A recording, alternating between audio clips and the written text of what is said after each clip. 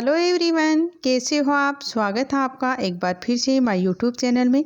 आज हम पढ़ने जा रहे हैं क्लास 8 का चैप्टर नंबर 10, जिसका नाम है कामचोर, और इसके राइटर हैं इस्मत चुगताई। तो यह है गाइज एक लेख है।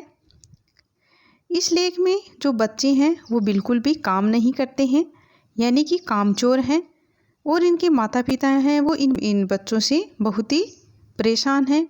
आखिर बच्चों के माता पिता हैं वो दोनों बैठकर ये डिसाइड करते हैं कि हमें इन बच्चों से क्या काम करवाना है और कैसे करवाना है।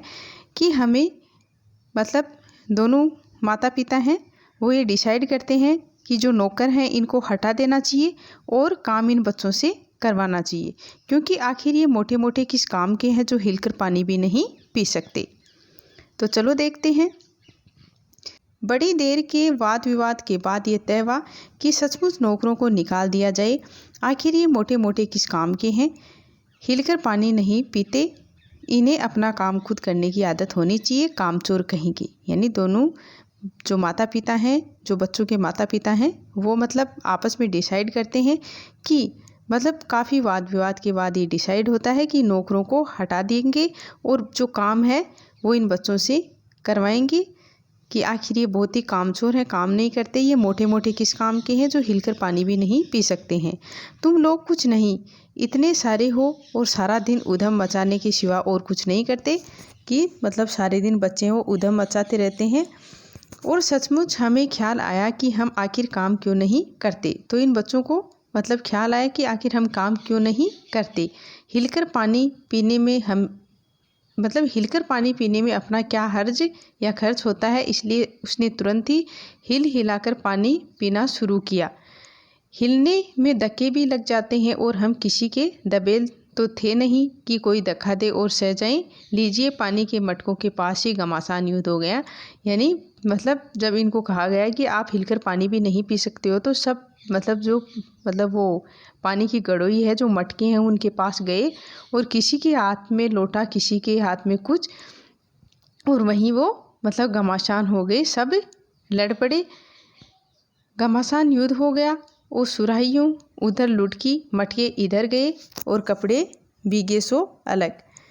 ये भला काम करेंगे, अम्मा ने निश्चय किया। अम्मा सोच रही है कि भला ये काम करेंगे कैसे नहीं। देखो जी, जो काम नहीं करेगा उसे रात का खाना हरगिज नहीं मिलेगा, समझे। ये लीजिए, बिल्कुल शाही फरमान जारी हो रहे हैं। यानी जो काम नहीं करेगा उसको रात का खाना नहीं मिलेगा। हम काम करने को तैयार हैं, काम बताइए। अब बच्चे कह रहे हैं कि हम काम करने के लिए तैयार हैं, आप काम बताइए। हमने दुहाई दी है, यानी हमने ठान लिया है कि हम काम करेंगे, आप हमें काम बताओ।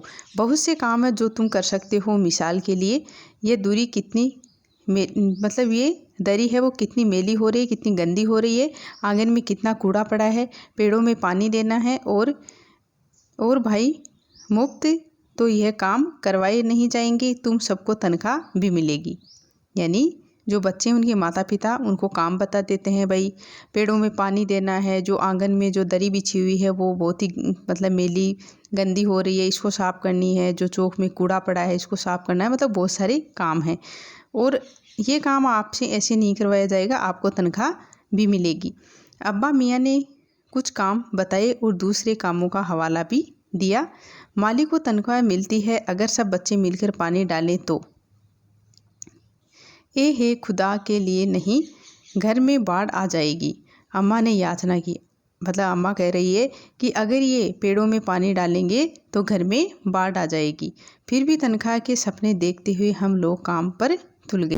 दिन फंसी दरी पर बहुत से बच्चे जुट गए और चारों ओर से उसके जो कोने हैं वो पकड़कर उसको झाड़ना है वो शुरू कर दिया। 2-4 ने लकड़ियाँ लेकर धुआंधार पिटाई शुरू कर दी। जो सारा धूल था, सारा घर है वो धूल से अट गया, यानी भर गया। खांसते खांसते सब बेदम हो गए। सारी धूल जो दरी पर थी वो परस्पर थी, सबके सिरों पर जम गई, नाकों और आंखों में घुस गई। बुरा हाल हो गया सबका। हम लोगों को तुरंत आंगन में निकाला गया और वहाँ हम लोगों ने फ़ौरन झाड़ू देने का फैसला किया, यानी हमें मतलब वहाँ से हटा दिया गया, वहाँ से निकाल दिया गया और हमने फैसला किया कि अब यहाँ से झाड़ू निकालेंगे नहीं। झाड़ू क्योंकि एक थी और तनख्वाह लेने वाले उम्मीदवार बहुत, इसलिए क्षण भर में झाड़ू के पुर्जे उखड़ गए, यानी जो झाड़ू थी उसके एक एक पुर्जे सभी के हाथ में थे। इतनी सीखें जिसके हाथ पड़ी वह उनसे ही उल्टे सीधे हाथ मारने लगा। अम्मा ने सिर पीट लिया, भाई ये बुजुर्ग काम करने दें तो इंसान काम करे, जब जरा सी बात पर टोकने लगे तो बस हो चुका काम। असल में झाड़ू देने से पहले जरा सा पानी छिड़क लेना चाहिए था। बस यह ख्याल आते ही तुरंत दरी पर पानी छिड़का गया। एक तो वैसे ही धूल से अटी हुई थी और पानी पड़ते ही सारी धूल कीचड़ बन गई। अब जो धूल थी, जो दरी को मतलब साफ कर रहे थे बच्चे, तो उसको ऐसे झाड़ रहे थे तो पूरी धूल है वो आंगन में यानी फर्श पर गिर गई। और जब उस पर पानी छिड़का गया तो वो एक मतलब वहाँ कीचड़ जमा हो गया, कीचड़ बन गई वो धूल। अब सब आंगन से भी निकाले गए। तय हुआ कि पेड़ों को पानी दिया जाए, यानी इन बच्चों को आंगन से भी निकाल दिया गया। अब उन्होंने सोचा कि पेड़ों में पानी दिया जाए। बस सारे घर की बाल्टियाँ, लोटे, तसले, भगोने, पतीलियाँ लूट ली गई, यानी मतलब जितने घर में जो चीज़ें थी पानी डालने की, मतलब लोटा वगैरह सब कुछ, मतलब जिसके हाथ में जो कुछ भी आया वो लेकर के जो पानी था, जो पानी की गड़ोई थी उसके पास पहुंच गए। जिन्हें ये चीज़ें भी न मिली वे डोंगे, कटोरे और गिलास भी ले भागे। अब सब लोग नल पर टूट पड़े। यहाँ भी वह घमासान मची कि क्या मजाल जो एक बूंद पानी भी किसी के बर्तन में आ सके। सभी बच्चे हैं वो एक दूसरे पर टूट पड़े, यानी मतलब सब सोच रही थी भाई पहले मैं पानी डालूंगा, इस तरह से मतलब घमासान है वो मच गया। और ठूसम ठास किसी बाल्टी पर पतीला और पतीले पर लोटा और भगोने और डोगे, यानी पहले तो धक्के चले, फिर कहनियाँ और उसके बाद बर्तन। फौरन बड़े भाइयों, बहनों, माताओं और दमदार मौसियों, फूफियों की कुमक भेजी गई। फौज मैदान में हथियार फेंककर पीठ दिखाई गई। इस दीघा-मुश्ती में कुछ बच्चे कीचड़ में लथपथ हो गए। उन्हें नहलाकर कपड़े बदलाने के लिए नौकरों की वर्तमान संख्या काफ़ी नहीं थी। पास के बंगलों से नौकर आए और 4 आना प्रति बच्चा के हिसाब से नहलवाए गए, यानी मतलब जो बच्चे थे वो कीचड़ से लथपथ हो गए थे तो उन्हें नहलाकर कपड़े बदलवाने के लिए नौकर बुलाने पड़े। हम लोग कायल हो गए कि सचमुच ये सफाई का काम अपने बस की बात नहीं है और न पेड़ों की देखभाल हमसे हो सकती है। कम से कम मुर्गियां ही बंद कर दें कि ये काम तो हमारे बस की बात नहीं है, लेकिन कम से कम हम जो मुर्गियां हैं उनको तो बंद कर दें। बस शाम ही से जो बाँस छड़ी हाथ पड़ी लेकर मुर्गियां हाँकने लगे, चल दबड़े चल। पर साहब मुर्गियों को भी किसी ने हमारे विरुद्ध भड़का दिया था, यानी बच्चे सोच रहे हैं, कह रहे हैं कि जो मुर्गियां हैं उनको भी हमारे खिलाफ किसी ने भड़का रखा था। ऊँट पटांग इधर उधर कूदने लगी। दो मुर्गियां खीर के प्यालों से जिन पर आया चांदी के वर्क लगा रही थी, दौड़ती फड़फड़ाती हुई निकल गई। तूफान गुजरने के बाद पता चला कि प्याले खाली हैं और सारी खीर दीदी के कामदानी के दुपट्टे और ताजे दूल्हे सिर पर लगी हुई है। एक बड़ा सा मुर्गा अम्मा के खुले हुए पायदान में कूद पड़ा और कत्थे चूने में लूथड़े हुए पंजे लेकर नानी अम्मा की जो सफ़ेद दूध जैसी जो चादर थी उस पर छाप मारता हुआ निकल गया। यानी जो अम्मा का पानदान था उसमें जो सबसे बड़ा एक मुर्गा था वह उसमें कूद पड़ा और उसके पंजे हैं वो पानदान में हो गए और वो जो नानी की अम्मा की जो सफ़ेद चादर थी उस पर अपनी छाप छोड़ते हुए निकल गया। एक मुर्गी दाल की पतीली में छपाक मारकर भागी, सीधी जाकर मोरी में तेजी से फिसली कि सारी कीचड़ वो मौसी जी के मुँह पर पड़ी। जो बैठी हुई थी हाथ मुँह धो रही थी, यानी जो इन बच्चों की जो मौसी थी वो हाथ मुँह धो रही थी। और जो एक मुर्गी है वो मतलब पतली, जो दाल की पतली में छपाक मार कर भागी और सीधी जाकर मोरी में तेजी से फिसल गई, जिससे जो कीचड़ है वो मौसी के मुँह पर पड़ गया। एक भी दबड़े में जाने को राजी न थी। इधर किसी को सूजी की जो भेड़ें आई हुई हैं लगे हाथों उन्हें भी दाना खिला दिया जाए। अब उनको लगा कि जो भेड़ें आई हुई हैं लगे हाथों उन्हें ही दाना खिला दिया जाए। दिन भर की भूखी भेड़ें दाने का सूप देकर जो सबकी सब झपटी तो भागकर जाना कठिन हो गया। झपटी तो भागकर जाना कठिन हो गया। लष्टम पष्टम तख्तों पर चढ़ गई, पर भेड़ चाल मशहूर है। उनकी नज़र तो बस दाने के सूप पर जमी हुई थी। पलंगों को फैलांगती, बर्तन लुढ़काती साथ साथ चढ़ गई। तख्त पर बानी दादी का दुपट्टा फैला हुआ था, जिस पर गोखरी, चंपा और सलमा सितारे रखकर बड़ी दादी मुगी लानी बुआ को कुछ बता रही थी। भेड़ें बहुत निसंकोच सबको रौंदती मेंगनों का छिड़काव करती हुई दौड़ गई। जब तूफान गुजर चुका तो ऐसा लगा जैसे जर्मनी की सेना टैंकों और बमबारों सहित इधर से छापा मारकर गुजर गई हों। यानी जब वो सारी भेड़ें हैं वो चली गई, जो तूफान है वो चला गया, गुजर गया, तो ऐसे लगा जैसे जर्मनी की सेना टैंकों और बमबारों सहित इधर से छापा मारकर गुजर गई हो। जहाँ जहाँ से सूप गुजरा भेड़ें शिकारी कुत्तों की तरह सूंघ मतलब जहाँ जहाँ से सूप गुजरा भेड़ें शिकारी कुत्तों की तरह गंध सूंघती हुई हमला करती गई। हज्जन माँ एक पलंग पर दुपट्टे से मुँह ढाके सो रही थी।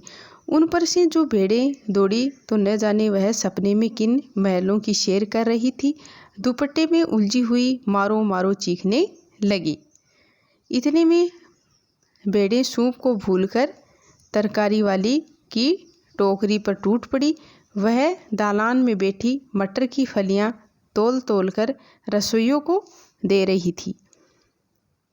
वह अपनी तरकारी का बचाव करने के लिए सीना तानकर उठ गई। आपने कभी भेड़ों को मारा होगा तो अच्छी तरह देखा होगा कि बस ऐसा लगता है जैसे रुई के तकिए को कूट रहे हों। भेड़ को चोट ही नहीं लगती।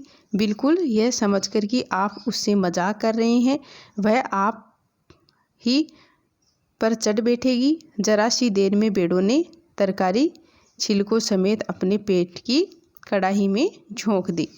यानी जब हम भेड़ों को मारते हैं तो ऐसा लगता है कि किसी तकिए को पीट रहे हैं, यानी जो ऊन होती है भेड़ों के ऊपर इसके कारण उसके लगती नहीं है। इधर ये प्रलय मची थी, उधर दूसरे बच्चे भी लापरवाह नहीं थे। इतनी बड़ी फौज थी जिसे रात का खाना न मिलने की धमकी मिल चुकी थी। वे 4 भैंसों का दूध दूहने पर जुट गए। अब जो बच्चे हैं वो जो 4 भैंसें हैं उनका दूध निकालने में जुट गए। धुली बेधुली बाल्टी लेकर 8 हाथ 4 थनों पर पिल पड़े। यानी 4 बच्चे हैं वो एक ही भैंस के नीचे बैठ गए दूध निकालने के लिए। भैंस एकदम जैसे चारों पैर जोड़कर उठी और बाल्टी को लात मारकर दूर जा खड़ी हुई। यानी भैंस ने भी इनको दूध नहीं दिया। तय हुआ कि भैंस की अगाड़ी पिछाड़ी बांध दी जाए और फिर काबू में लाकर दूध दूह लिया जाए। अब ये बच्चे सोच रहे हैं कि जो भैंस है उसको आगे और पीछे से बांध दिया जाए, फिर ये काबू में हो जाएगी और हम दूध दूह लेंगे। बस झूले की रस्सी उतार कर भैंस के पैर हैं वो बांध दिए गए।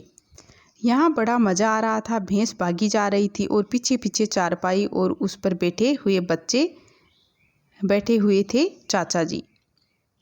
अहो एक भूल ही हो गई, यानी बछड़ा तो खोला ही नहीं, इसलिए तत्काल बछड़ा भी खोल दिया गया। तीर निशाने पर बैठा और बछड़े की ममता में व्याकुल होकर भैंस ने अपने खुरों को ब्रेक लगा दिए। बछड़ा तत्काल जुट गया। धोने वाले गिलास कटोरे लेकर लपके, क्योंकि बाल्टी तो छपाक से गोबर में जा गिरी थी। बछड़ा फिर बागी हो गया। यानी कुछ दूध ज़मीन पर और कपड़ों पर गिरा। 2-4 धारें हैं वो गिलास कटोरों पर भी पड़ गई। बाकी बछड़ा पी गया। यह सब कुछ मिनट के 3/4 में ही हो गया, यानी कुछ ही मिनटों में हो गया। घर में तूफान उठ खड़ा हुआ। ऐसा लगता था जैसे सारे घर में मुर्गियां, भेड़ें, टूटे हुए तसले, बाल्टियां, लोटे, कटोरे और बच्चे थे। बच्चे बाहर किए गए, मुर्गियां बाग में हकाई गई। मातम सा मनाती तरकारी वाली के आंसू पोंछे गए और अम्मा आगरा जाने के लिए सामान बांधने लगी। या तो बच्चा राज कायम कर लो या मुझे ही रख लो, नहीं तो मैं चली मायके, अम्मा ने चुनौती दी। अब अम्मा कह रही है कि या तो बच्चों का राज ही चलेगा, मतलब या तो बच्चों का राज है वो कायम कर लो या फिर मुझे ही रख लो, नहीं तो मैं अपने मायके चली जा रही हूँ। यानी अम्मा है वो इन बच्चों से बहुत परेशान हो गई थी। अम्मा ने चुनौती दे दी और अब्बा ने सबको कतार में खड़ा करके पूरी बटालियन का कोर्ट मार्शल कर दिया। अगर किसी बच्चे ने घर की किसी चीज़ को हाथ लगाया तो बस रात का खाना बंद हो जाएगा। ये लीजिए, इन्हें किसी करवट शांति नहीं। हम लोगों ने भी निश्चय कर लिया कि अब चाहे कुछ भी हो जाए हिलकर पानी भी नहीं पिएंगे। यानी बच्चे कह रहे हैं कि अब चाहे कुछ भी हो जाए हम हिलकर पानी भी नहीं पिएंगे। गाइज, इस लेख को पढ़ने के बाद हमें पता चला है कि जो कामचोर बच्चे हैं, जो काम नहीं करते हैं, अर्थात उनके माता पिता हैं जो इन बच्चों से बहुत ही परेशान हैं और आखिर इनको मतलब काम इनके माता पिता हैं, उन्होंने सोचा ये जो नौकर हैं इनको हटा के इन बच्चों से काम करवाते हैं, क्योंकि ये बच्चे मतलब हिलकर पानी भी नहीं पीते हैं, ये भी अपने नौकरों से मंगवा कर पीते हैं। तो ये मतलब मोटे मोटे किस काम के हैं, मतलब इनसे कुछ काम करवाते हैं और नौकरों को हटा देते हैं।